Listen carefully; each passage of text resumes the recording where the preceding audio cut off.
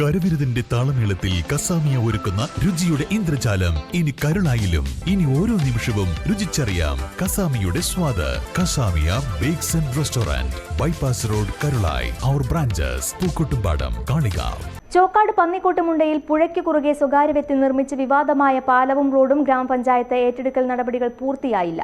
റോഡിന്റെ സ്ഥലം അളന്നപ്പോൾ കണ്ട വ്യത്യാസമാണ് താൽക്കാലിക തടസ്സത്തിന് കാരണമായി പറയുന്നത്. 2024 പാലവും റോഡും ഏറ്റെടുക്കാൻ ഹൈക്കോടതി നിയമിച്ച ഉന്നതാധികാര കമ്മീഷൻ ചോക്കാട് പഞ്ചായത്തിനോട് ആവശ്യപ്പെട്ടത്.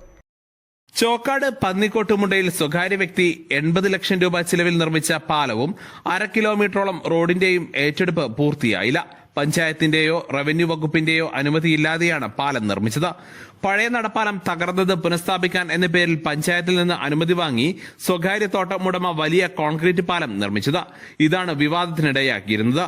ഈ പാലം പൊളിച്ചു മാറ്റണമെന്ന ആവശ്യവും പാലം പഞ്ചായത്ത് ഏറ്റെടുക്കണമെന്ന ആവശ്യവും ഉയർന്നു വന്നു. ഒട്ടേറെ ചർച്ചകൾക്കും നിയമ നടപടികൾക്കും ഒടുവിൽ തോട്ടം ഉടമകൾ പാലവും റോഡും പഞ്ചായത്തിന് വിട്ടുകൊടുക്കാൻ തയ്യാറായി. സ്ഥലം കൈമാറ്റം നടന്ന് 6 മാസം കഴിഞ്ഞിട്ടും ഏറ്റെടുക്കൽ നടപടി പൂർത്തിയായില്ല. ഇത് കാരണം യാതൊരു വികസന പ്രവർത്തനവും റോഡിൽ നടത്താനും കഴിഞ്ഞിട്ടില്ല.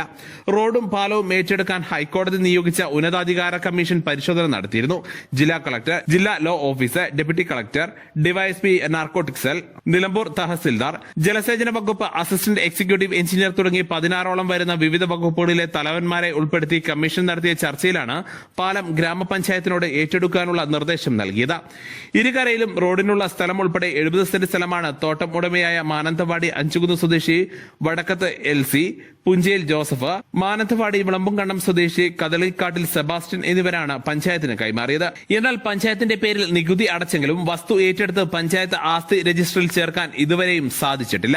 റോഡും പാലവും പൂർത്തിയായതോടെ പാറൽമമ്പാട്ടുമുല പ്രദേശത്തുകാർക്ക് ഏറെ സൗകര്യമാവുകയും ചെയ്തു.